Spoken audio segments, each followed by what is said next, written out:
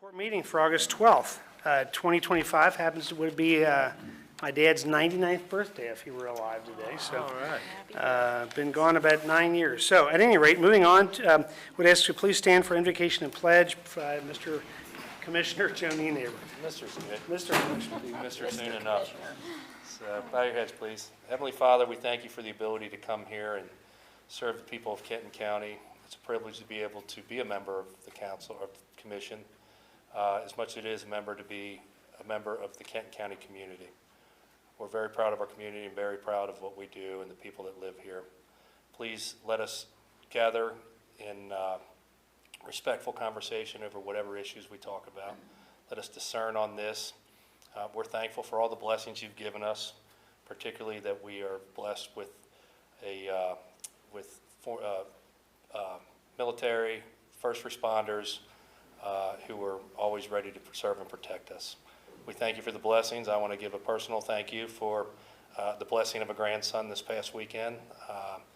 It just goes to show in life that there's some things in life that are more important than what we do.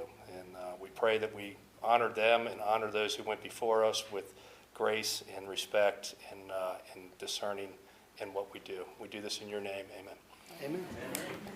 I pledge allegiance to the flag of the United States of America and to the republic for which it stands, one nation, under God, indivisible, with liberty and justice for all. I need to approve the minutes for July 22nd. So moved. I'll second it, and Motion is thank second. you, Sue, for all that work. That was quite a term paper. All in favor? Aye. Aye. Any opposed? Motion carries. We are going to hold off the citizens' address for a moment. I know there's a lot of people here for a couple of the awards. We'll do those first, and then we'll get back to the citizens' address. The first is our presentation of the Pioneer Award for Ralph Dusing. Ralph and friends and family are here, so first we're going to kick it off with a video.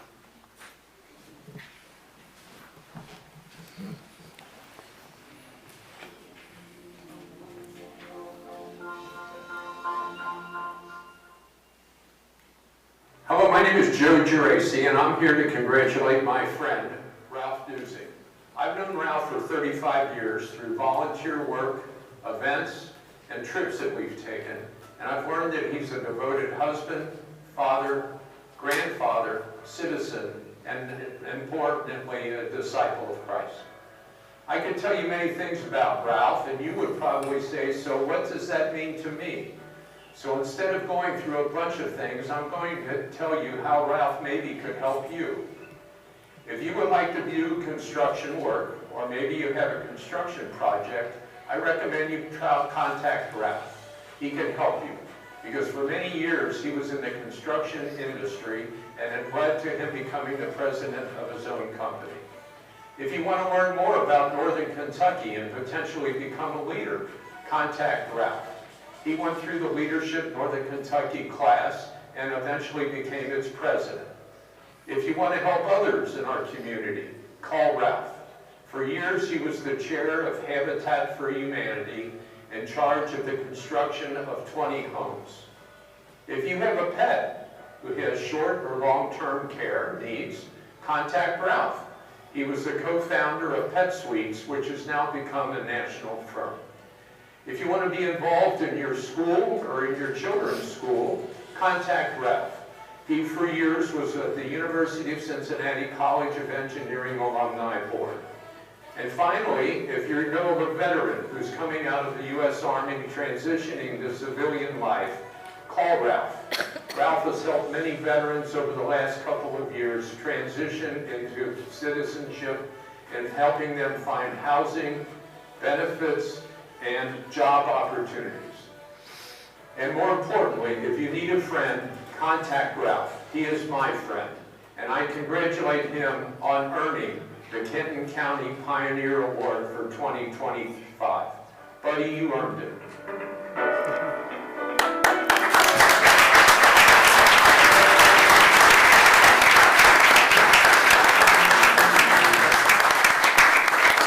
Joe, we're going to let you, if you want to come up and add it, but well done, by the way, but I'll give you the mic.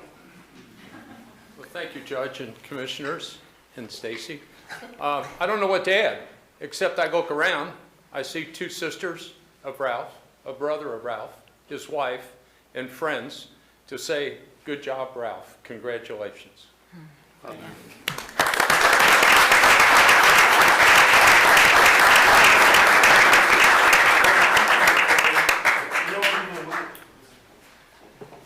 So this is your, it's a nice, well done. But, you know, and they didn't add, you talk about the man of faith too, the volunteer work you've done through the church, both of you for years, right? Working with new married couples and encouraging that strength. Without strong families, our community would be dead. And you guys have really worked hard to build that. So thank you for everything else, all the things that Joe said, just spot on. Thank you. Congratulations, sir. Yeah, of course, you want to use the mic? No. That's the first time you ever declined. I was involved with the chamber for 21 years, but the Dusing name is pretty familiar to most of you. In and around the late 1800s, Hermann Dusing came from Germany, settled down in Madison Pike by Mother of God. He bought a farm, which is now the Tuis's farm. He bought a farm, which is from Fort Wright City Building, all the way down to the Gulf drying range where Tank is. That's where a lot of the Germans settled, and I've been lucky. My father, he grew up on the farm, which was the Tuis's farm, which was Frank Dusing Dairy. And then, after that, he worked at the Ice House in Erlanger, where you all know it's been there forever, recently closed. So I've been in northern Kentucky for a long time, and I was lucky enough to be married to my wife Jackie recently for a little over 50 years now. So,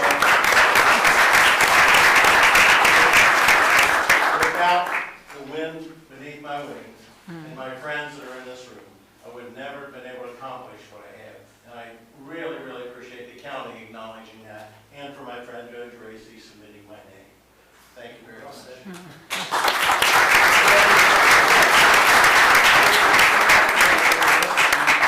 I think Jason didn't want to do pictures with your friends and family outside. Kathy deserved on board. Get up. You're going to have to go up. One of our commissioners said he didn't have a jacket. That's going to get it. Always going to get it. Photoshop me. He's going to stand behind the desk. This is a lesson to have a key to your house. No. 1, 2, 3. Perfect. Thank you all once again.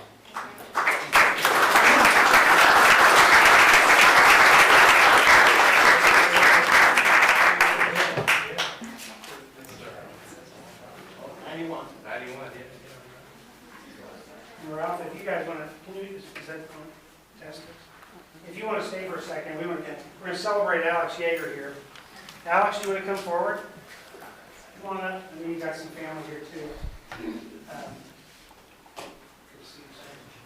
So Commissioner Grau wanted to make sure we acknowledge Alex's work tonight. Unfortunately, John's under the weather for the past couple of days, but he wanted to make sure we went ahead with this evening. So you bear with me for a couple of seconds.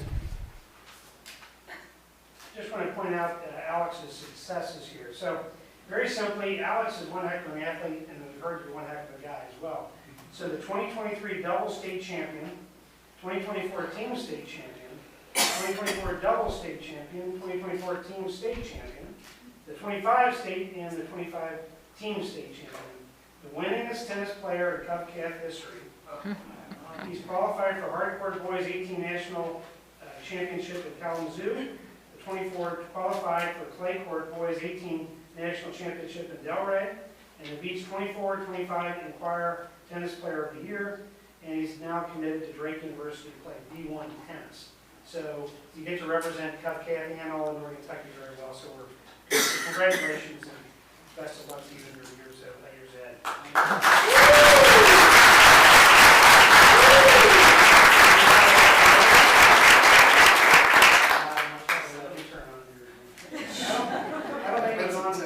I don't think it was You know either. what? Bad batteries. Good. I don't have much to say. I just want to thank you guys for putting this together. It's really nice of you and my family for coming here and everybody else. You've got a big group here. I see some back here. It's all together. Great.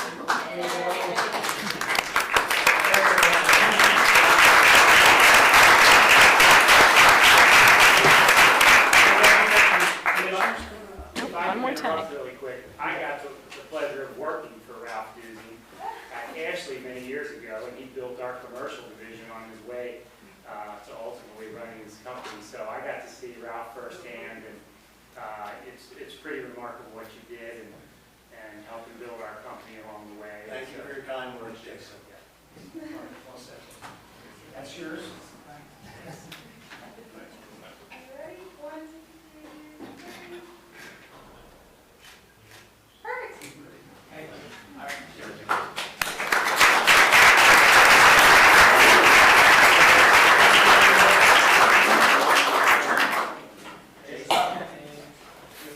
Okay. And now we have one more. We're going to swear in captain actually this evening, Mike Fire. Mike, we're going to swear in. I got Michael, I'm looking for the jailer, so you're coming up here too, right? Correct? Now I gotta get everything in the right spot. So now you're taking over things, right? He is on mark. He is.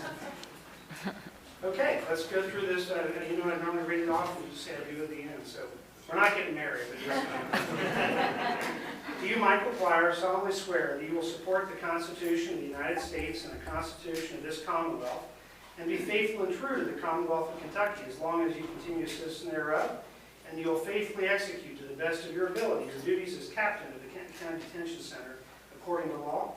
And do you further solemnly swear that since the adoption of the present Constitution, you, being a citizen of this state, have not fought a duel with deadly weapons within this state nor out of it, nor have you sent or accepted a challenge to fight a duel with deadly weapons, nor have you acted as a second in carrying a challenge, nor aided or assisted any person thus offending, so help you God. Congratulations, sir.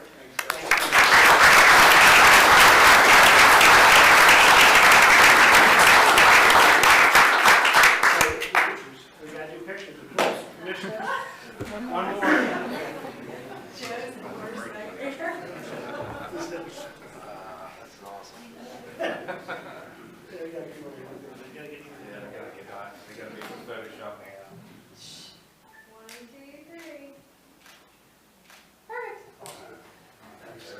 I know you got the crowd here to support you. And by the way, the rest of you at the Detention Center, thanks for being you guys do well.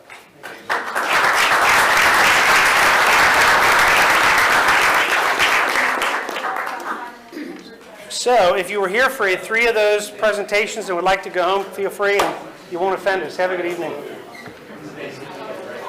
Oh, there we go.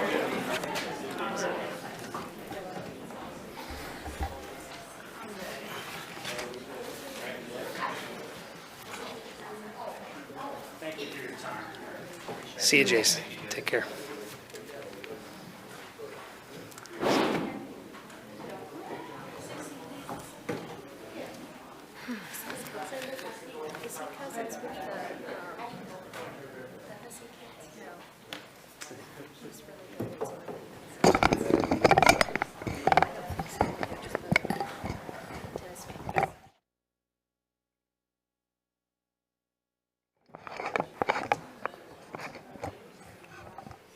We'll give a chance for anybody else who'd like to grab a seat to come in.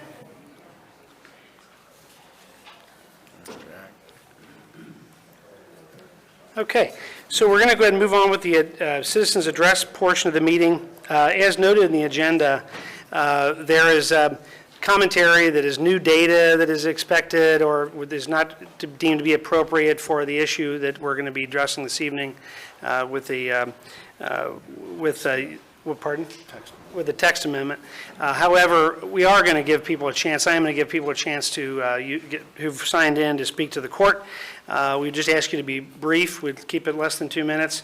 Whatever the topic you might have, that's fine. We're a fiscal court that does like to have you here and feel like you can be heard. And as always, we encourage you to reach out to us as well. So first off, we'll just kick off the citizens' address portion. Jared, I apologize, I don't know how to pronounce your last name, on Taylor Mill Road. Fugwa?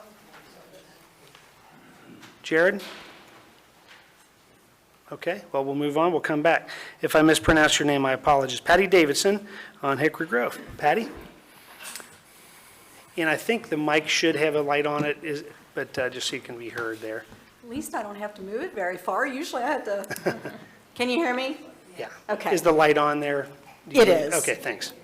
My name is Patty Davidson, and I live at 12027 Hickory Grove Road, Drive, in unincorporated Kenton County. I have spoke about this before, but I had a couple of things that came up that I had been thinking about. I am against the storage of the trailers, campers, and boats behind my house. I have a picture of what my house, where my house is here. This is planning on being built, or the storage is going to be back here. Pretty close to my house. To me, I think that's an eyesore, and I can share that. You all have this, I'm sure, anyway. I got it off the PVA site. Anyway, I just have some concerns with this.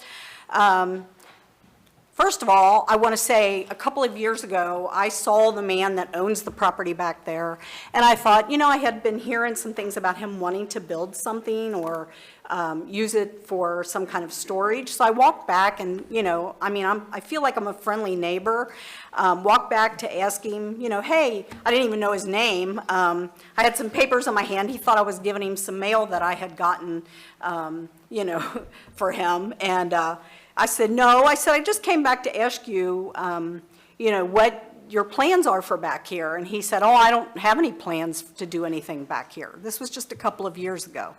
Then I found out, and I was relieved. I thought, well, thank God, you know, because we like our peace and quiet. So anyway, so I thanked him, you know, for the information, went about my way, you know, and then later on I had talked to another neighbor who told me that he had always kind of considered putting some kind of a storage facility back there. And I thought, well, maybe he wasn't being honest with me. And then I, you know, in further talking, you know, you hear things throughout your neighborhood all the time. I also found out that he purchased a lot on Dorman to use as a right-of-way for these campers, trucks, and trailers. So I have some concerns about this. First of all, I'm here with a lot of my neighbors who cut our grass ourselves, and you know, so it concerns me that all of this additional traffic is going to be coming on our road. You know, they go out and check their mailbox every day. We're very active in our neighborhoods. So from a safety standpoint, that concerns me a lot. The other thing that I want to mention is our road is usually not big enough for even two cars to pass one another side by side. You know, we usually are very considerate back there. There's really not a lot of traffic. You know, but it's another concern that I have. I don't want trucks in my front yard putting ruts, you know, and creating a mess, because that's going to fall on the county. I can't fix that, you know, so I'll be calling the county. So eventually it's going to be taxpayers that are going to be paying for that, you know. So the other concern that I have is I have a septic system, and I'm not one that's on a hill, but I mean, after a period of time, I would think that, you know, there could be some issues related to the septic. You know, the second thing that I'm really concerned about is actually the third, the safety was first. The third thing is, what's it going to do to my property value? You know, I would like to leave my house to my son someday, you know, or maybe even have grandchildren live there.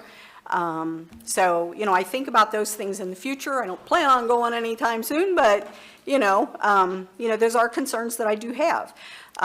We have a very quiet neighborhood. Ms. Davis, can I ask you to kind of wrap up? Okay, I will. Thank you. Let's see. I have a concern about rodent infestation, litter on the roads, concern about what's being stored in those campers or whatever, propane, gasoline, the area being turned into an eyesore. And I do have some pictures on my phone, if you'd like to see them, of property that he owns now that's not being maintained. I would love to share those with you if you have time. Okay? Thank you so much. Thank you for letting me speak. You bet, thank you. And just, again, we'll just ask if everybody could kind of keep it to 2 minutes, or if it's a duplicative comment, try and keep those back. Patty Conover. Patty? Thanks for coming back, by the way.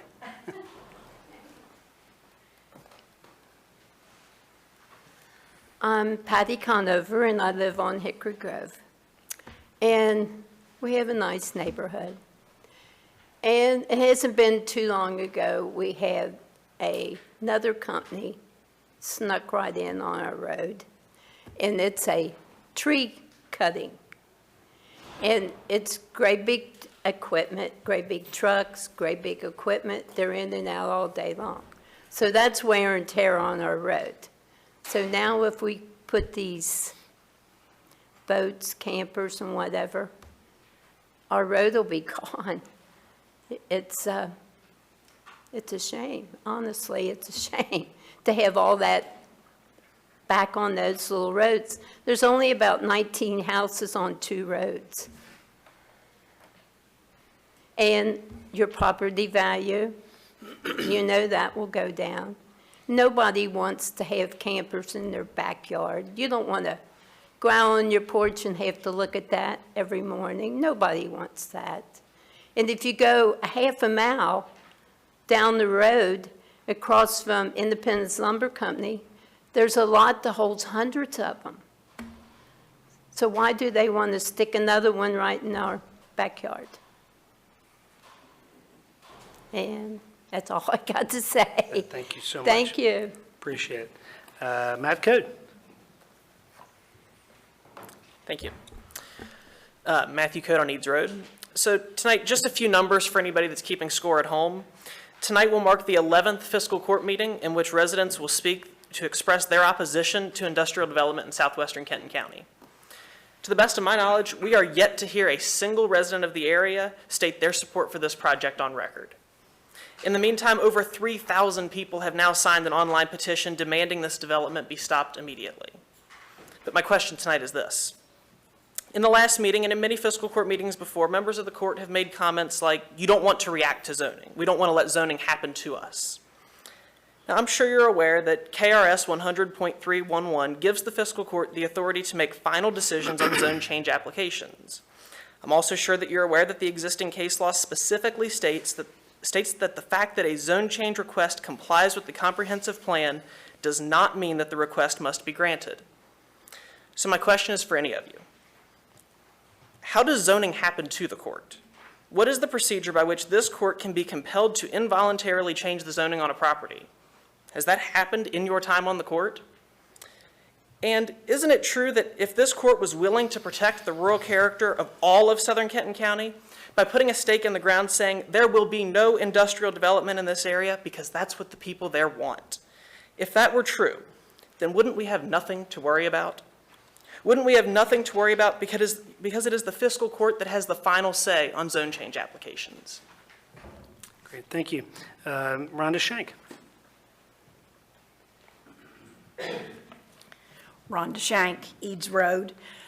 I am here again tonight to speak in opposition to the SRI plan. At the end of the July 22nd, 2025 fiscal court meeting, during the follow-up session by each commissioner, Mr. Nienaber said, the court was just trying to educate themselves and do their homework to be able to make better decisions. I appreciate your due diligence in regard to the SRI plan, but don't you think that you should have done your homework before you decided to vote on this plan?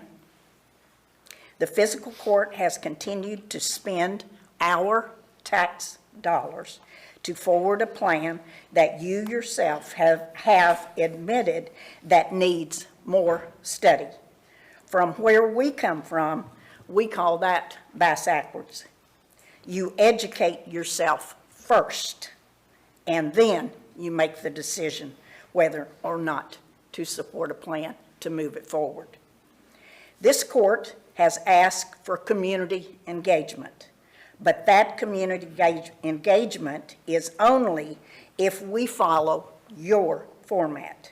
No questions, and answer sessions between constituents and their elected officials, as we have been promised on more than one occasion. You are continually encouraging the residents to meet with you personally, but what we have found is your answers are varying according to who you are speaking with at the time. In other words, you are telling one person one thing and the next person something entirely different.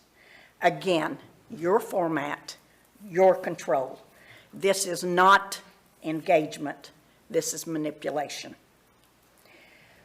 We have come to voice our concerns at many meetings. We have emailed you. We have met with you one-on-one. We have called you. We have messaged you, etc. Yet you continue to push on with your plan. At this point, one question: are you listening? There's a difference between hearing and listening. I believe you hear us, but I don't think you're listening to us at all. All of our comments must be falling on deaf ears. You ask us to be respectful in our comments when we address this court. I'm asking the same of you now. Please listen to what the majority of the residents of Southern Kenton County want and act accordingly. As I have stated before, it's never too late to do the right thing. Stop this SRI plan now. Thank you. Kimberly Code.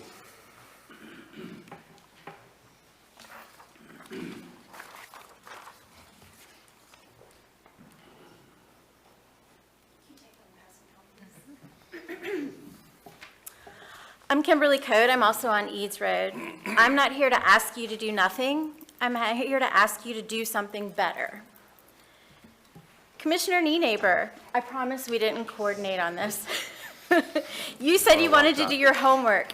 That spoke to me as an educator and a researcher. It really hit me when you said that. So what I did is I created this information, and I went and I did some research and actually pulled some information together for you. The data's clear. The smarter, faster, cheaper, and more responsible path forward to shovel-ready sites lies in the existing 164 brownfield sites across the county. For example, let's look at the Northern Kentucky Industrial Park. This park is the more fiscally responsible path. Roads, utilities, stormwater systems, already there.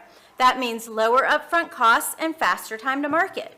The SRI, everything has to be built from scratch. A massive speculative public expense before a single tenant arrives. NKIP, Northern Kentucky Industrial Park, has a proven track record and can grow with the market. The SRI gambles taxpayer money on sectors already trending down in job growth. Environmentally, NKIP preserves green fields with the SRI, destroys prime agricultural soils, and fragments habitats forever. This isn't about standing still, it's about choosing smart, responsible growth. Respect the data, respect the people, scrap the SRI, and build on the strengths we already have in the Northern Kentucky Industrial Park. Kenton County's future should be built on wisdom, not waste, and that starts with protecting the land that sustained us. Thank you. Heather Groothouse.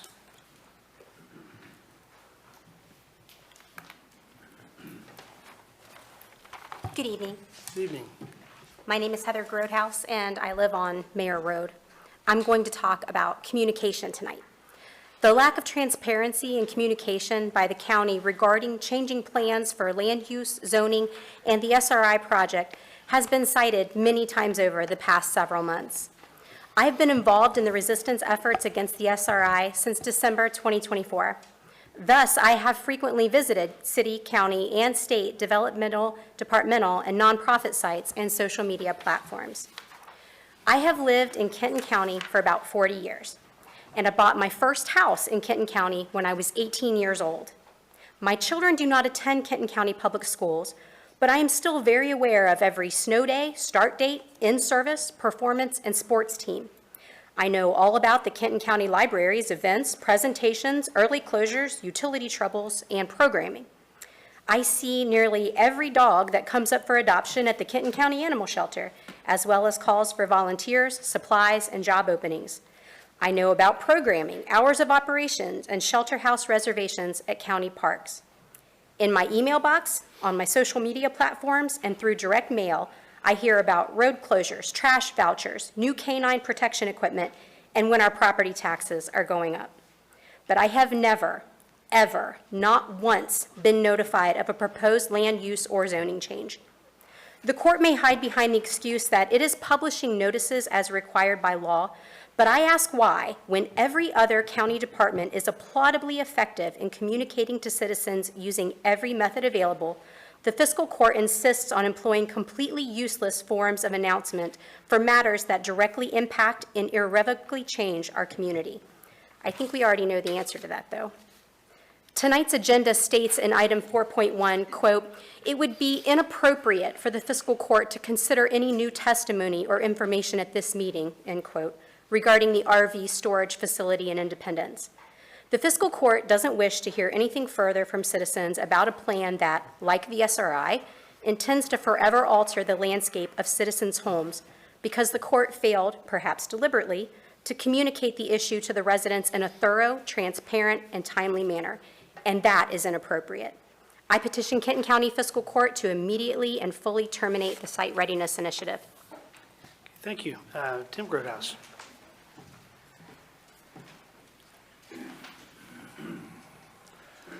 Hello, my name is Tim Groothouse, and I live on Mayor Road in Kenton County. This past fiscal court meeting that was supposed to answer questions that haven't already been answered didn't answer any of those questions. It was the same information that has already been given out in past meetings. In a meeting at 5:30 p.m. on a Tuesday in Covington to engage the people of the southern end of Kenton County, that's a tough one to make for folks. Especially when you consider traffic. My point is, most people can't make these meetings, even when it's here in Independence. Anyway, we, the people, asked for a meeting where we could respectfully engage the fiscal court, PDS, and anyone else that is working on this project. Questions that have not been answered. I don't know if y'all think that we're really that rowdy, that we can't have an open forum type meeting. It can be moderated. We offered to get a venue, moderator, anything else that is needed. The people, the citizens, are still asking for this, at a location, day, and time more considerate to the citizens.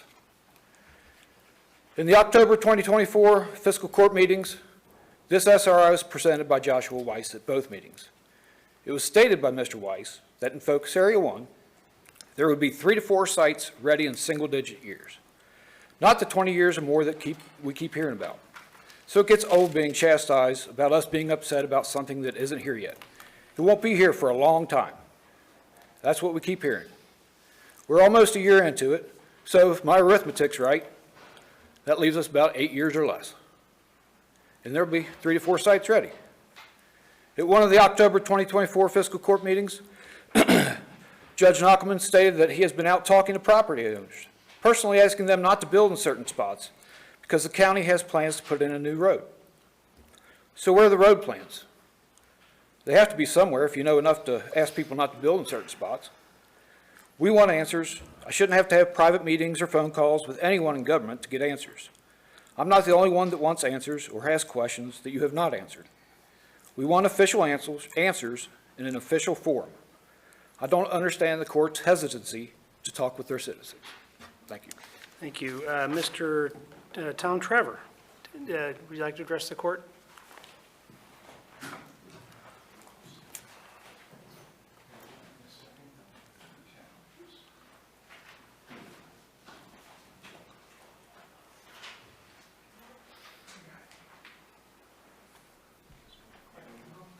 It's dead.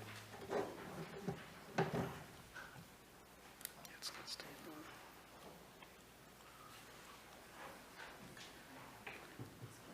What's wrong? It's not, we should give it its batteries. I'm good.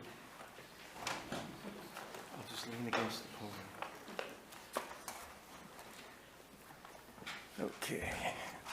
Thank you for the opportunity to speak. Of course. Good evening. My name's Tom Trevor. I live on Limerick Circle in Independence. I ask each and every one of you with the power and authority to amend RC2 zoning to include RV lots that are included only in industrial zones in nearby local municipalities the following question. What would you do, what would your position be if you had moved into the area adjacent to an RC commercial zone in South Kenton County under current conditions, which do not permit RV lots, and discovered that the county was now going to change that conditional use to include RV lots, a use that is not permitted anywhere in Kenton County except in industrial areas? How would you feel knowing that instead of the tranquility of local commercial businesses that shut down at night,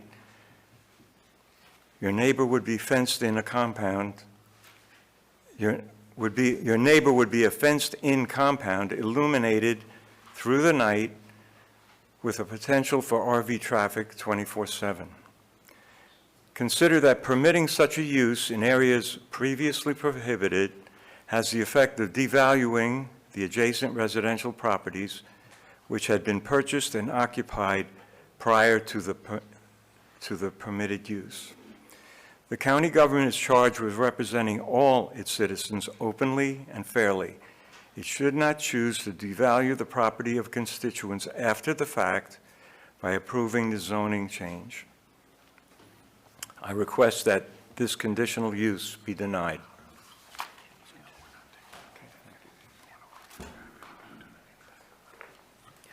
Thank you, Mr. Trevor. Appreciate that. Mr. Menke.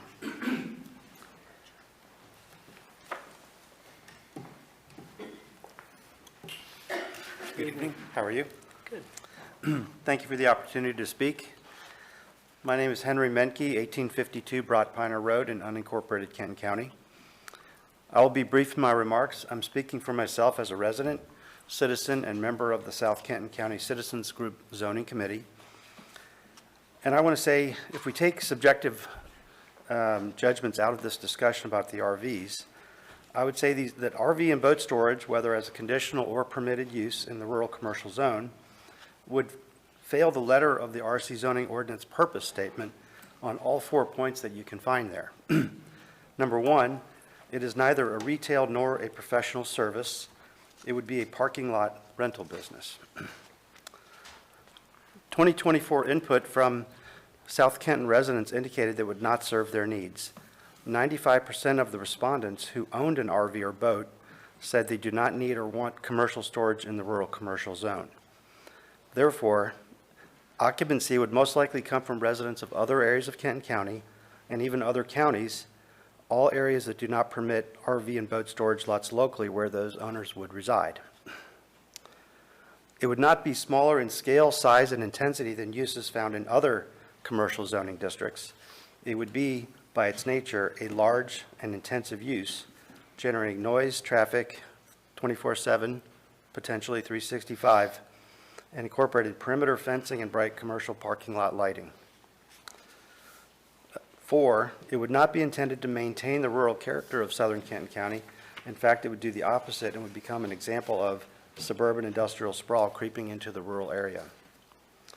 So given the clearly mismatched nature of this proposed conditional use of RV and boat storage with the entire purpose statement of rural commercial, a reasonable observer would not understand why the matter is even being taken under consideration by the county and fiscal court.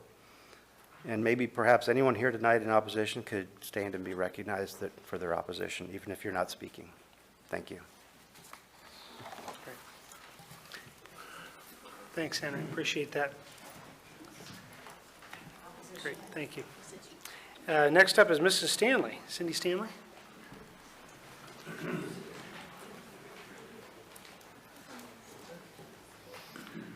Thank you very much. Of course, good evening. My name is Cindy Stanley, and I live on Carlisle Road in Piner. And I want to thank you so much for this opportunity. I'm kind of here for both of opposing the RV storage unit. I think there are several factors that have already been mentioned, so I won't reiterate those. But I do want to point out, I think there's a couple things. The infrastructure with our roads and stuff just really can't handle this. On my way here, I almost got ran off the road on Carlisle Road because it only handles 2 cars. Barely handles 2 cars in certain spots. You have to actually pull over because you can't get 2 cars down those roads. And so, we own both a horse trailer and an RV, and I know trying to pull ours out of there is very difficult sometimes, and I can't imagine having that kind of traffic on other roads on a regular basis. And I think part of it is with the infrastructure. I mean, there's so many different things that we can be focused on. Where I live, I don't even have city water. So I think we're focused on different things, trying to bring industrial, and it seems like all of the Kenton County is becoming, southern Kenton County is becoming kind of the dumping ground for what doesn't want to happen in other parts of the county. I'm concerned about that. I moved out to Piner about 20 years ago, and I've seen the changes. I used to be able to drive from Independence all the way out to my house and not meet a car. Now I can't imagine the number of cars and the number of accidents that have occurred on Carlisle, right on Carlisle Road and 14 there. There have been many deadly accidents right there just because of the road, the traffics, and how it's changing. I think the other thing when we change zoning laws like this, it also presents a creep. So you've got one, it changed here, and then all of a sudden it's changing here and here and here. And the next thing you know, you have different properties that are really causing the beauty of the area to really change significantly. I'm concerned about what this would do to the property values with the area where this is going in, because I share the feeling too that when you have lights on 24/7, because you have to protect those, make sure nobody's in there sneaking in at night and doing damage to those things. So there's got to be that protection. I think it just is something that we really need to oppose. With regards to, the SRI, we moved out in that area because of the beauty. And with the changes that are being proposed, I'm concerned about, again, what it's going to do to the property values. As was mentioned earlier, there are other areas where this can go in and not have that cost and not have that type of expense to the county to be able to put those types of things in. And again, as I'm just in closing, there are better locations that exist for that, and it's not South Kenton County. Thank you. Thank you. Kathy Donahue.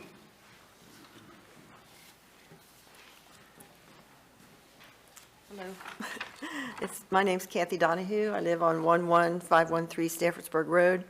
I'm speaking for the Zoning Committee of the South Kenton County Citizens Group. It's been a little while since I've had to do this publicly, and I'm a little rusty, so bear with me. My purpose for speaking this evening is not to give input on the RV storage lot text amendment. Rather, I'd like to offer a solution to this countywide problem. I'm hoping it will go on record for other municipalities to consider in addressing storage issues. You might notice we named ourselves as South Kenton County Citizen Group.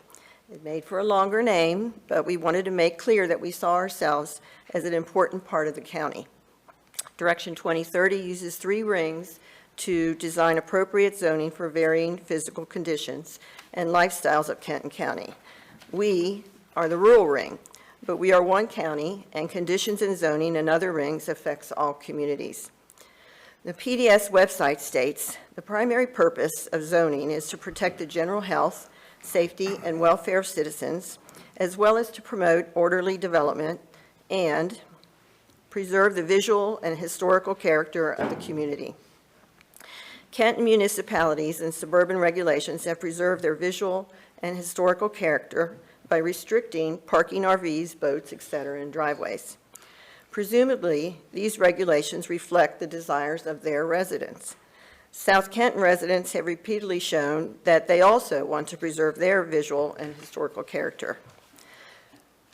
To our knowledge, only 2 municipalities have undertaken to solve the RV storage problem that these regulations have created. Bromley permits RV storage in industrial zones. Independence created a suburban industrial zone to accommodate a pre-existing storage yard. Z21 planning committees are in the process of simplifying and unifying zoning codes across the county. Z21 classifies RV lots as belonging in industrial zones. This might offer a solution to other municipalities whose regulations have created storage needs. For example, there is a rural industrial zone along Highway 25 that could be utilized. There may be other areas within the 3 rings to create such a zone. New residential developments might be encouraged to create such a lot for their homeowners with a reasonable fee attached to offset costs. Zoning for storage lots and buildings is a countywide problem. Standardizing storage as belonging in an industrial zone should be considered as a solution. It's preferable to changing commercial zones into something they were never intended to be. Thank you. Thank you very much. I don't think anybody else signed in to address the court. Does anybody else wish to address the court? Mr. Bach, we'll let him come on up. Yeah, we'll come back. Good evening. Thank you. Thank you for allowing me to speak. Oddly enough, everyone else has said nice things about the topics, so I'm not going to address those. I do have a completely unrelated question. Would the court be able to elaborate what was the cause for the redistricting of the county and redrawing of all the precinct lines for a reduction in precinct count and the redistricting of the commissioner districts such that John Dowd is no longer in District 2? Thank you. And we are putting it on the website. Is it up now yet?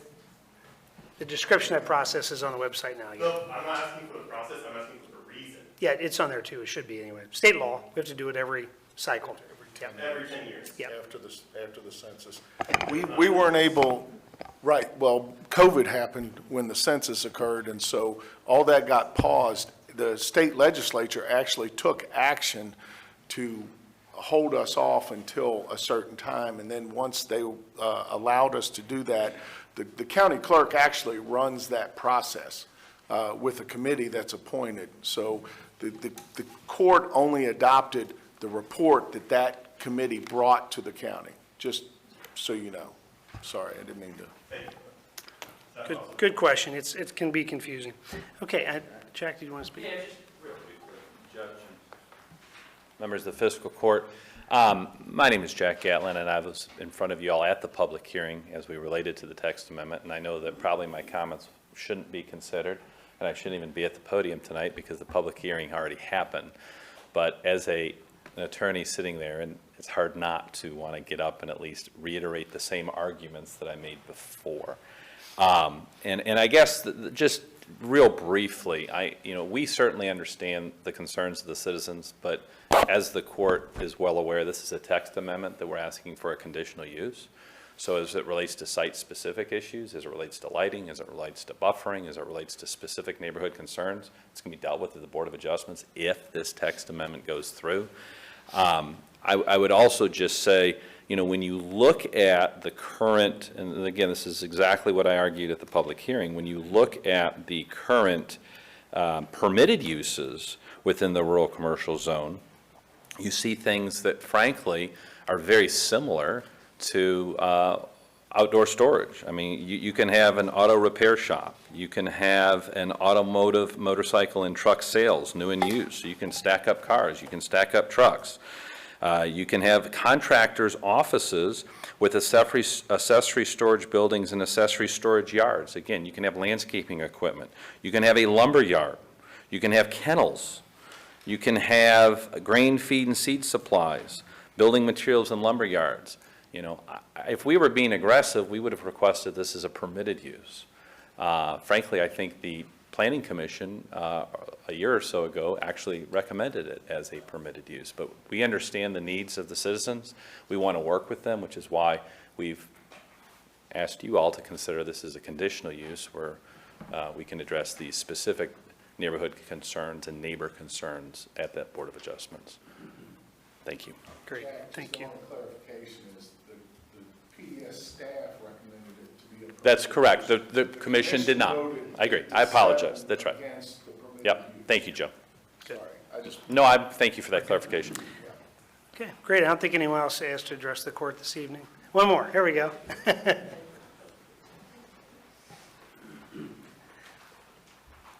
I'm Monica Ray. I live on Green Road.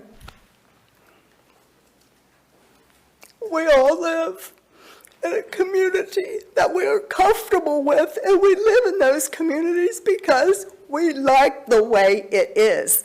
I live in my community because it's rural. I don't have to see lights at night. I can see the stars. I can see the moon. We all live in these areas where we live because this is what the conditions are that we want to live in. I know some of you live Wallace Woods, Villa Hills, different areas like that. You live there because you chose those things. You chose close neighbors. You chose whatever there is in that area. You chose to live there. We choose to live in southern Kenton County because we love wide open spaces without having lights shining all night. He mentioned a lot of types of businesses that are allowed in Kenton County, southern Kenton County, but they don't have like the RV part, whatever they're trying to storage area they're trying to put in. Those don't have constant in and out traffic 24/7 like the RV park would have. I'm talking about also the industrial park. We don't need it. We don't want it. I know you think that that's not an answer, that we don't want it, but the thing of it is we live where we want to live because of the conditions that are there. Wide open spaces. We don't want lights. I can see right now from my house, lights in the horizon from Richwood, from Walton. I can see it's brighter in those areas where there are businesses all in those places. I don't want that to be any closer to me or any of my neighbors because none of us want that. We all live, like I said, in specific areas for reasons that we live there. So I would like for the court to really listen to what we're saying about this. We just don't want it. We don't need it. I think it's all about the tax dollars that it would be bringing in. Sorry, don't care. I don't care. Kenton County's surviving the way it is right now. We've had enough growth. We don't need any more growth. Not everybody likes concrete all the way around them. We just don't need it. It just keeps coming further south. Before you know it, we're going to meet up with Lexington. It's not going to be two little separate little burgs here. Lexington there, Walton here, Kenton County here. It's going to be all meeting, and we're all going to be covered in concrete. We're not going to have any green space left at all. We have to preserve what we have. Thank you. Thank you for letting me speak. Of course, you bet. Okay, a lot of great comments. Appreciate everybody's input. We're going to move on with the next item on the agenda. So first we have approval of agreement for in lieu of taxes for Levi Strauss. Kurt? Yeah, this is a little bit different than most of the pilots that we see. This one is actually on the personal property tax. Levi's is in a foreign trade zone, and that exempts them from paying customs on international goods until they are released to the consumer. And with that exemption, they also get exempt on the personal property tax. So this pilot would get Levi's to pay us what they would have owed us, but for that foreign trade zone. So it's a win-win for us. And this is the first one of this kind that we've done. This is the first one I've ever seen. Because of the foreign trade zone. uniqueness of it. Yeah. Chris Nordlow had worked with Levi for several months hammering out this agreement, so I think it's a good result. Good. Okay. I'll make a motion to approve. Okay. I'll second. Motion is second. All in favor? Aye. Any opposed? Motion carries. We have agreement for, a pilot agreement for the Investment Partners LLC. Mr. Parsons is here. You get the mic, sir.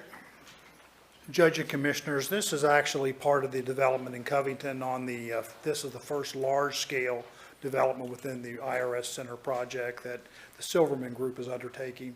This is a several hundred unit apartment building plus some commercial units. As I got into the project, it has structured parking. The numbers just simply did not work without some type of level of incentives to help with the structured parking situation. In this particular situation, the city of Covington has recommended the issuance of bonds for this. There will be a pilot payment to the city, county, and school district equal to 60% of what you normally have. That actually pilot payment is actually higher than normal. It'll be a 20-year bond term. The city and the school district have already signed off on the pilot, and we're requesting approval of the Kenton County to be part of the pilot agreement and sign off for the issuance of these bonds for that project. It's about a $70-80 million project down there. Silverman, by the way, they build it and hold it, so it's not one of these that they typically would spin off pretty quickly, but it's a good project. I'll be glad to answer any of the questions again. It's the only issue from approval. All the bonds will be issued by Covington, and your participation will be approval of the pilot agreement. Great. Good. I'm sorry, did you say you moved? I'll make the motion. I was just waiting on Joe, give him a sorry. chance to. Motion, we have a second, Beth? That's fine. Okay, all in favor? Aye. Any opposed? Motion carries. Claims list, Kurt. Thank you very much. Thank you. Claims list was sent out. Any questions on that? It's fine.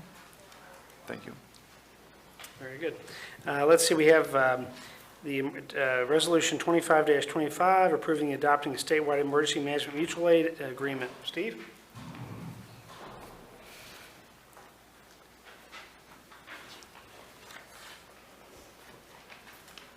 Should have given you a heads up. Good evening, all. The statewide mutual aid agreement is just a supplemental document that will go with our other mutual aid agreements that we have here locally.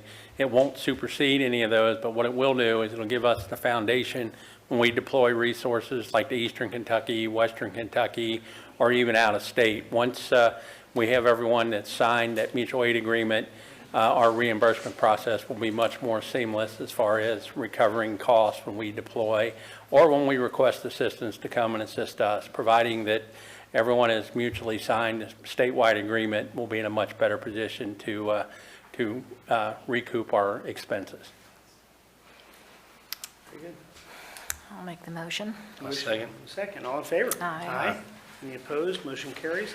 Resolution 25-26, authorizing the judge executive to execute documents related to the national opioid litigation with the Purdue Pharma bankruptcy Sackler family settlement. Stacy?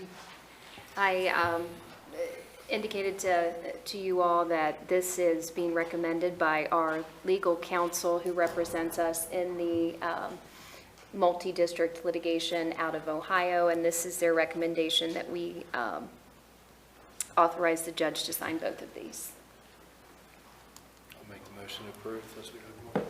I'll second it. Motion is second. Any other comment or question? All in favor? Aye. Any opposed? Motion carries. Ordinance is 924.65. This is our second reading, amending Article 9 and Article 10 of the official zoning ordinance of unincorporated related to the outdoor storage of trailers within the rural commercial zone. This is a text amendment for that as well. So, As well as the full record, starting from the planning commission all the way through your public hearing. So Yep. that is what you're to decide this issue on. okay. Do we have a motion? I'll make the motion. Do we have a motion? Do we have a second? Yeah, I'll second it. And, I mean, can we make a comment Sure. right now? Motion or comments? Yeah. I'm going to take John's time tonight if you don't. Anyway, first off, thank all of you once again for coming tonight. I think this may be the first time we've gone this far in a process with zoning at this level in 16 years that I've been on the court. So thank you all for being patient with all of us, because this was a learning experience for me. Thank you, Stacy, for clarifying so many things. Joe, Judge, for just letting everybody have a part of this process. I think it's been helpful for us all. And it was also a pleasure, I want to point out, to re-engage with Kathy Donahue and have her back involved. Thank you so much, Kathy, for taking so much time on an issue that maybe to the outside world wouldn't have seemed that important, but, you know, just caring for South County like you do. And thank you for always being respectful. She was apologizing to me the other day for being kind of feisty, but I said, you know, this is what it's all about, right? And I just appreciate you calling me, meeting with me, and staying off Facebook. I think it's, in lieu of some of the comments tonight, I want to say this. I think it's important to mention again that the fiscal court has always championed consensus. If I'm proud of anything with this body and being a part of this body, this is what we're about. The judge doesn't bring any items to the public until we've worked through each one, trying to look at all sides, find consensus, strike a balance, whatever you call it, reach compromise. And sadly, that word has taken on some negative connotations, but it's really what we all work with, right? It's how we submit to one another, we bear with one another, and we all think a bit differently. We challenge each other a lot in a lot of the areas, and you've challenged us, and we appreciate that. But in the end, I don't want to speak for all of us here, but I think we would say that we want everyone to understand that even if we come down differently on an issue, it isn't for my selfish gain, it's not for his selfish gain, but because we took the time to look at all sides and find the best outcome. I just can't say that enough. That's why we have public meetings. That's why we've encouraged folks to come out, to contact us, to spend time with us. We want to do that. And we're always willing to meet and learn and listen to you. Believe me, we've done a lot of it over the years. I have, especially with folks in South County. And I think many of you have heard another consistent mantra or theme or desire of this court. And again, I don't want to speak for all of us, so correct me if I'm misinterpreting us in any way, is that we highly esteem property rights. And I am sensitive to the concerns about adopting zoning so that all of our rural commercial areas don't become storage rental meccas. I don't want that. And I know that I've heard you don't want it tonight. So that is why we appreciated the applicant's willingness to make this application conditional. That will add another layer, as has been explained tonight with the Board of Adjustments. And I know in my city, Covington, the BOA is pretty powerful. And they have denied and changed many an application requests from zoning changes over the years. I know a couple guys sitting up here probably been in front of them a few times and know how that works. And it's proven to be a very effective way for citizens to have their say on local zoning issues. Changes them to match the community's desires and even stop some of them. I've seen some good ones be stopped by people coming out and saying, we won't have this. And especially in the RC zones that are not related to the one we're talking about tonight, because I would agree that this type of stuff probably doesn't belong down there. So we get a chance to have a say in that through Board of Adjustments. In the end, this is a compromise that I believe best suits the applicant's desire to make his property profitable, but also sensitive to the surrounding community. And I believe government has to be careful not to prevent private landowners from making a living off of their land. I grew up on a family farm, and if I heard my dad say that 100 times, there was always somebody trying to stop him from doing what he wanted to do with his land. And it looks like if we don't move in this direction, we would potentially be putting another RV storage facility business out of business, as somebody mentioned, just a few miles down the road. When I drove out, I think somebody mentioned it tonight, it looks like this business is thriving, and there seems to be a need, a demand for it. And in general, as has been mentioned, it's passive, it's quieter than a dog kennel. So I don't want you to think that I'm comparing the two, but again, it is, and you know, again, this is just a text amendment. We don't know what will happen with the property. There has been much speculation, the growth of it, the impact on homeowners surrounding it. There is storage on the property currently that apparently cleared zoning in 2017. I was under the impression that it was not allowed, but it has been. I appreciate that the applicant has been willing to follow the rules, but has also been willing to make his future development accountable with the conditional requirements. And any future RV story requests that would be conditional. So I vote aye, and I second the motion if we needed that too. We have a motion, a second, and then comments. I'm just going to add one other comment. I think everything you said, Beth, I think was spot on. Just as a reminder that this is a text amendment, and this allows for the conditional use that then would go toward the Board of Adjustments. It's a very big difference between a permitted use. So I know it's it's taken us years to understand that, but there's a big difference. And so someone has to go to, we're not talking about a specific piece of property, we're talking about a text amendment in that code which then allows someone to have an adjustment made. So, or have a conditional use approval with certain parameters. That's the idea of it. So, well said, and you said it better than I was trying to add on there. I wrote it so I wouldn't mess up. Yeah. So, and also the note is that any time, you always have to have an edge of a zone. There always has to be an edge of an RC zone, has to be edge of a residential zone. There's always got to be some line there, right, that does potentially impact individuals, no matter what we do. And that's just a general zoning discussion that we have, and that'll continue to happen as Kenton County grows. So I agree with one of the comments also that, you know, ultimately, most likely, nobody likes being changed except for a wet baby. And so because we have to look at change and growth in our community, we've got to be challenged with these situations. Sometimes you have to make a decision, but that text amendment is appropriate. So with that, I'm going to go ahead and ask for a roll call vote, please. Commissioner Soul? Yes. Commissioner Nienaber? Yes. Judge Nachman? Yes, thank you. Moving on to resolution, let's see. Ordinance 532.25, this is a first reading, no action required, amending Kenton County's Code of Ordinances, placing traffic control devices on streets located unincorporated. Spencer?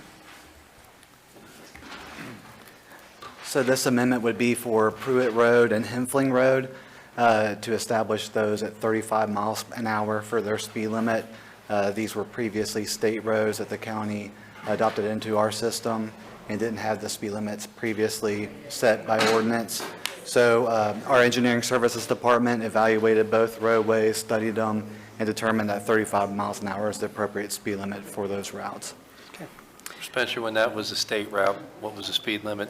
Since it was unmarked, was it 55? Pruitt did not have any signs, so yes, it would have defaulted to 55, and Hemfling was marked at 45. So we're in effect restricting speed at this point?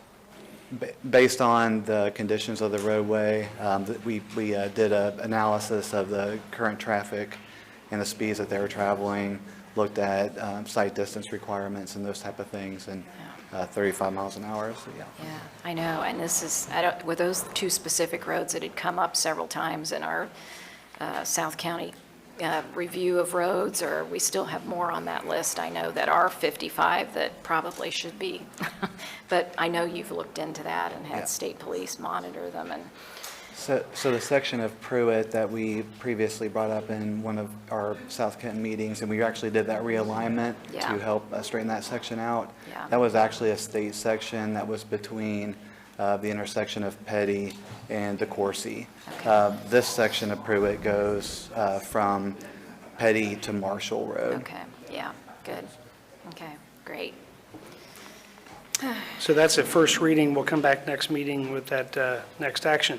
Ordinance 226.29, also a first reading, ordinance of the fiscal court related to levy and adoption of our 25 tax rates of 11.5 cents per $100 valuation on real property, 16 cents per $100 valuation on personal property, and 15.8 cents per $100 valuation on motor vehicles to provide such revenue as has been budgeted and approved for expenditure in the current fiscal year. So Kurt, do you just want to acknowledge we'll come back and approve this tax rate for next year, but why don't you acknowledge the changes Sure. and how that comes into play? Yep, so compensating rate this year was 11.9, so this is going well below compensating rate. This will bring in total revenue under what we received last fiscal year. So this is the fourth year in a row the court has approved to go below compensating, but because of the new construction, our revenue has still increased year over year by a small amount, but it has still increased. This will decrease our revenue from last year. And that's an 8% cut on the rate?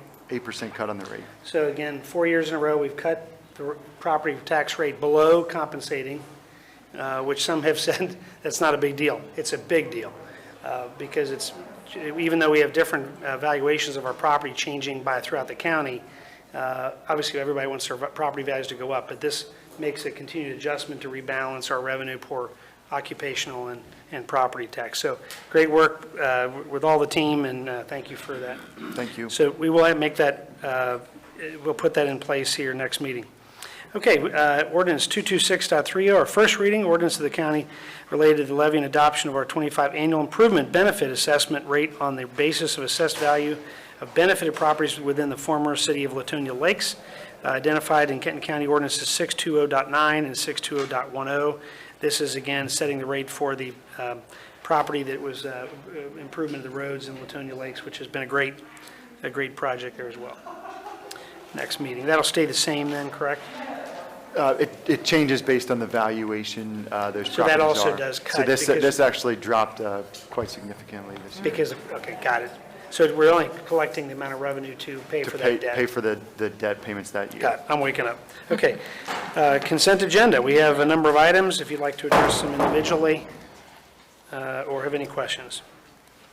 That's, looks like we have 20 items on the consent agenda.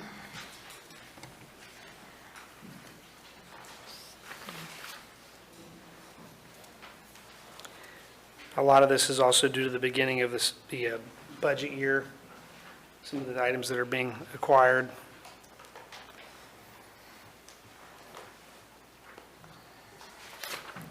Are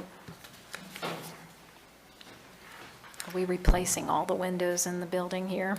Is this the last of the projects? It is. Yeah, this was all originally intended to be part of the last improvement, and because of timing of getting a hold of windows, making sure that they are not only historic, but because quite frankly, the ones that are on there, which were done, whatever, decades and decades ago, these would go back to something a little bit more traditional, but still insulated and all that stuff, but we pulled it out of the project so we could move on with everything else. Yeah, good. Make a motion, we approve the consent agenda as presented. I'll second it. Okay, motion is second. All in favor? Aye. Any opposed? Motion carries. Order 25-87, approving the contract extension for Dakota Cook as a tax compliance auditor for the Treasurer's Department. So moved. Second, I'm sorry. Motion is second. All in favor? Aye. Any opposed? Motion carries. Order 25-88, approving the resignation of Joshua Fields as a public safety tech in emergency communications. So moved. Second. Motion is second. All in favor? Aye. Aye. Any opposed? Motion carries.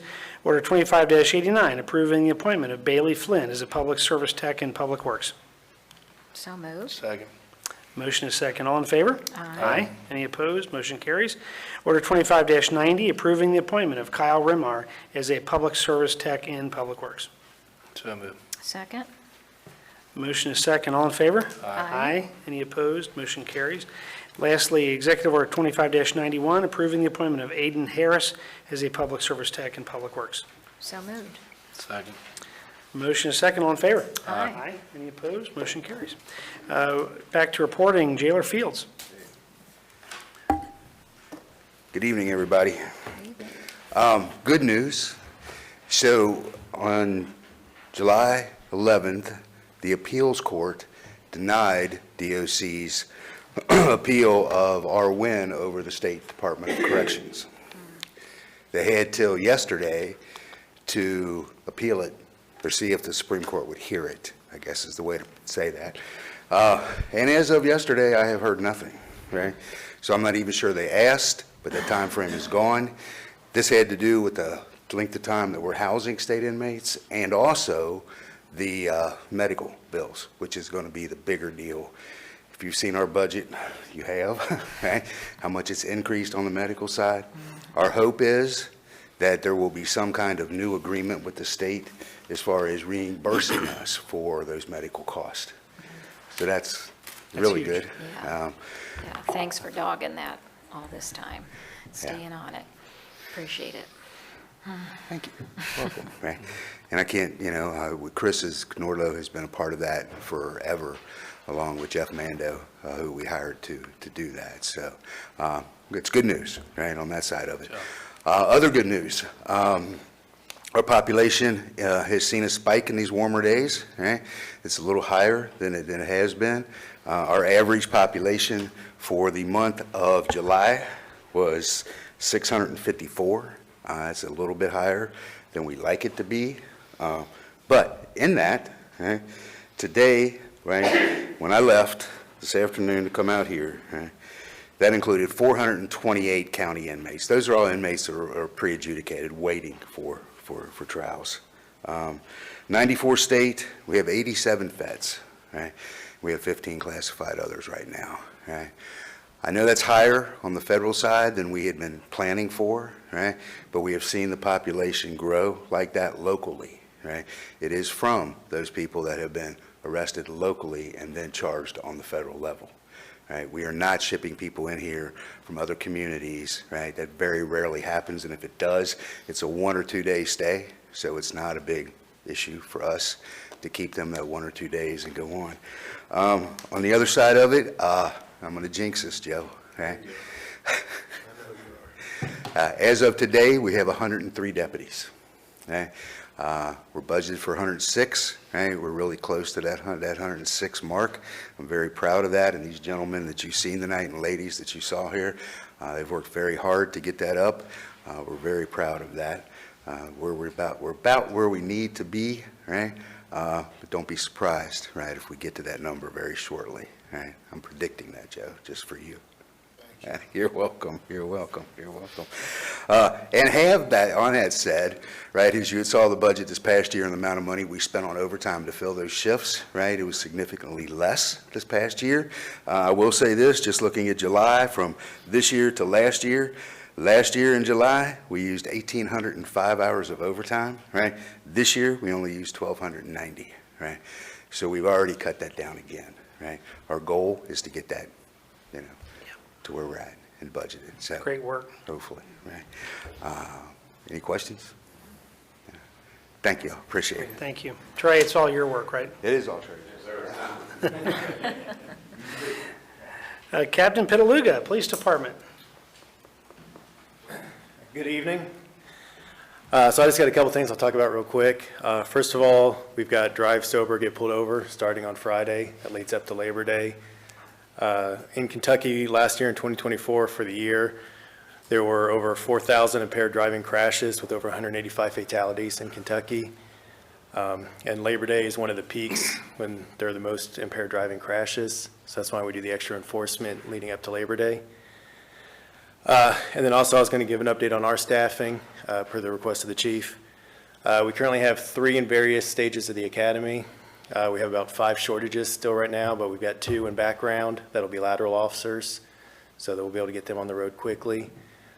We also have the merit board doing interviews with our batch of recruits next week, and we're optimistic that we'll be able to finish filling our vacancies out of those recruits. So hopefully, again, probably jinxing us, but hopefully in the next few months we'll be fully staffed again. Great. So, any questions? That was quick. Good job. Thank you. Mr. Leonard, Dispatch. Good evening. Good evening. First off, I'd like to thank the fiscal court for ratifying the CMRS grant for our new phone system upgrade. It will get us into the next generation 911 era, which will consist of video, pictures, text to 911, all the current advancements in technology. We'll be able to keep up with that with this upgrade to the system. It also is in line with the state's requirements for mapping and upgrade of our phone system, so we appreciate that. It creates redundancy also.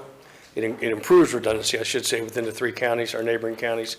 If something tragic were to happen to our center, Boone County or Campbell County could immediately take over our phones and such till we can get set up for, our backup system. And also, they're trying to get a national interoperability overall. That's not there yet. But they want to have a seamless network throughout the nation. I mean, I know it'll probably be long before, I'll be long gone. But it's improving in the state. We have rapid deploy where you can have location systems that can pinpoint you exactly where you are now. There's third-party companies that provide this for free. They charge Domino's and Uber and Lyft for this, but they give it to 911 centers for free. And it has improved our quality of locating people tremendously. So this grant will help. It'll help us, especially in the fact that we have to do this upgrade, and it avoids us from having to pay for a whole new phone system. So that's just a win for the county, especially with this grant. One little thing I want to bring up, would like you all to keep one of our dispatchers in your thoughts. Lori Burns, who's been with us for many years, was taking her son to a doctor appointment in Cincinnati about 2 weeks ago now, I believe, and was struck in a crosswalk and had multiple fractures that have required multiple surgeries. She is currently in rehab for at least the next 4 weeks. They cannot do one surgery until all her other ones are healed and she goes through therapy, that she still has one to go. Just please keep her in your thoughts. She's got a long road ahead of her before she rejoins us in the 911 center. What's her full name again? Lori Burns. Burns, okay. Yeah, she came from Covington with the merger. She's 20, I think she has 25, maybe 26 years in. But she, thankfully, she's going to get through it. It's going to take a long process. So, is there any questions from me? Okay, great. Thanks, Dave. Mr. Hansley, Homeland Security, Emergency Management. The longest title. He's getting steps in. Well, good evening again, and I'll start off by thanking you all for the adoption of the statewide mutual aid agreement, because that's going to give me the opportunity to segue into a meeting we attended yesterday, which was our FEMA kickoff meeting for the April 2nd flooding and tornado damage that occurred in Kenton County.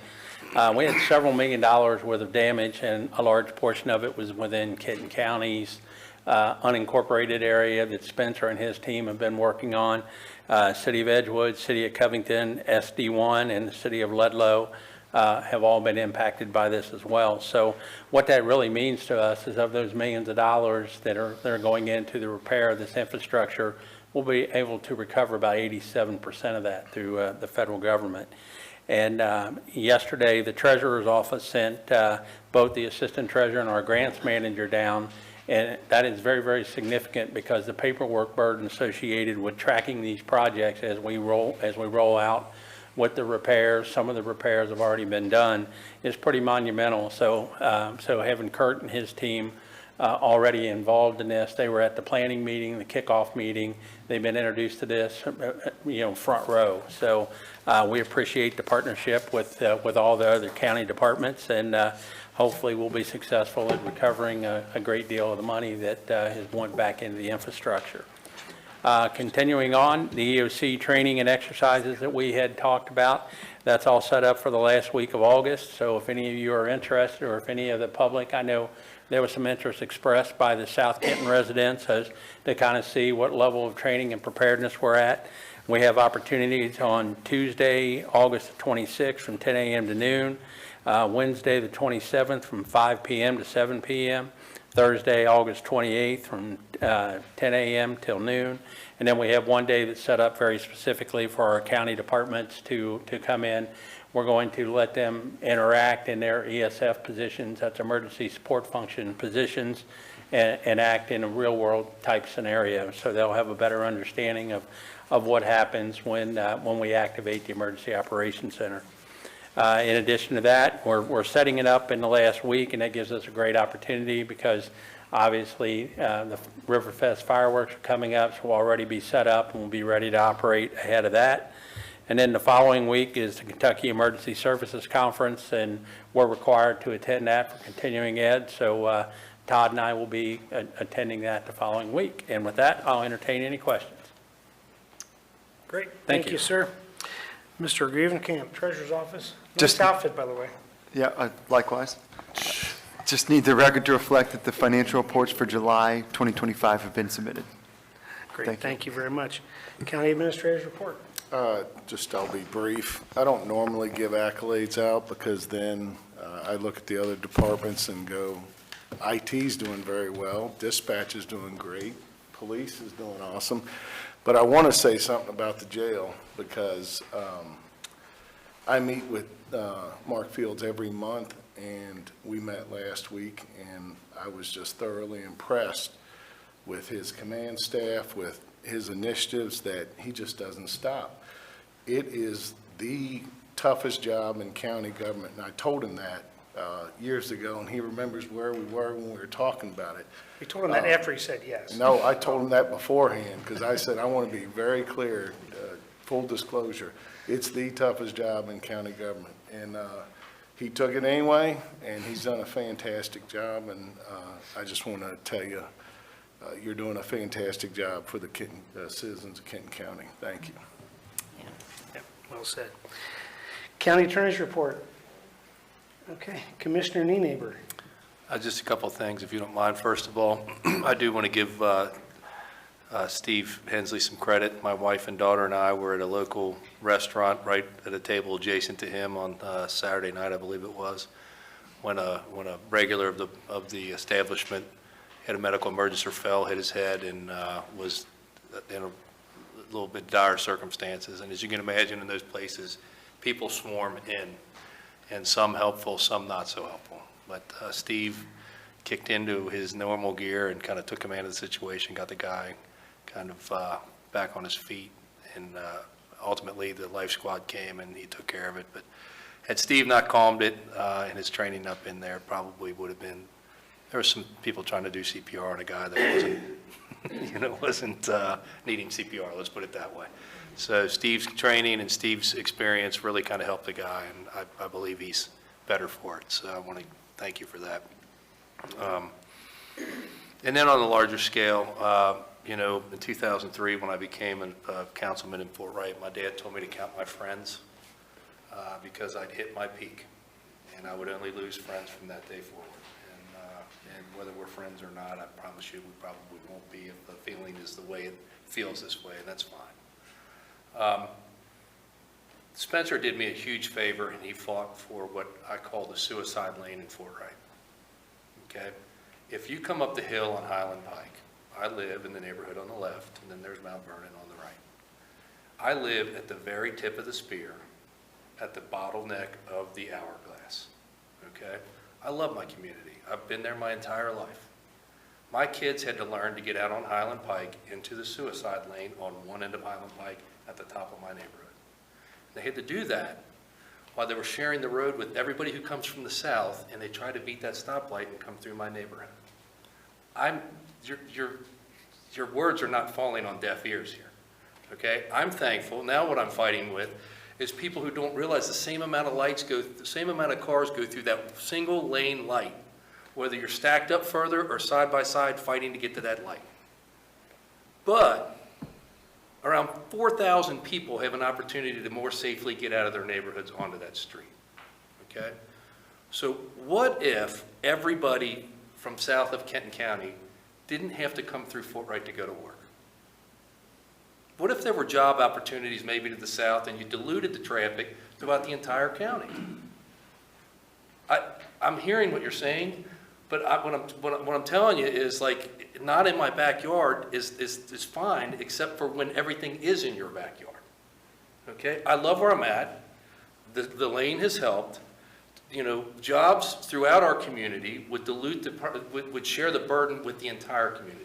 While I know it feels like we're burdening you guys, we also have a responsibility to help lighten the load on the rest of the infrastructure again. Okay? It's not a personal thing with anybody. I drove out here today, and I can tell you there's a lot of people who come all the way out here every day. It's a very crowded 3L highway coming that direction as well. Okay? And it's because they all have come. At one point, the statistics was like 65% of everybody in Kenton County worked in Cincinnati. And I'd say 90% of everybody in Kenton County lives south of Fort Wright. Okay? And so they come through. I'm not complaining about it, but I mean, what we're doing here is, could there have been better planning back in the 60s and 70s on the expressway system and maybe some different cross-county stuff that would have softened the burden on this thing? It's going to be a real disaster when they start this bridge. I'm going to be able to walk rooftop to rooftop from 2 miles from my house to my business on cars that are just stacked, stopped, okay? I hear everybody, we're not doing anything, I'm not driving out there to store my boat. I'm just not going to do it. Why would I do that? We do have storage areas in northern Kentucky, up in the north side of the city, in Fort Wright. In Fort Wright, we have it. Okay, you're welcome to use it. You're welcome to shop at the stores and all that stuff in the community. So it's not personal. We have a responsibility to look at an entire county and try to be able to distribute the benefits and the burdens evenly amongst everybody. And that's it. I'm not here for personal reasons or anything like that. I do have a lot less friends than I had in 2003. In some ways, that's a benefit. In some ways, it's a shame. But I do appreciate it. The learning part of it is like, I ran into a guy at another, it seems like my wife and I, we do eat at home occasionally. But at another restaurant, we ran into some people who are from the South County and they own some property. And they said, we'd really like to meet you. Can we have lunch?